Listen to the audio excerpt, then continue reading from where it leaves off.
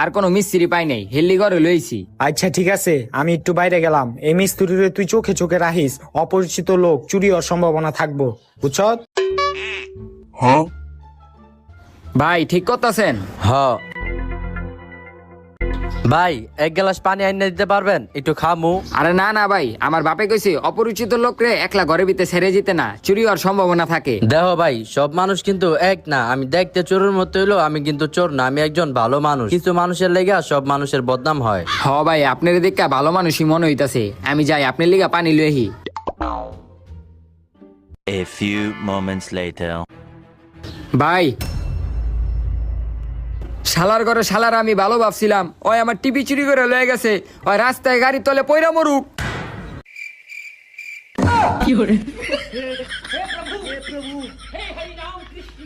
ভাই আপনার পানিটা।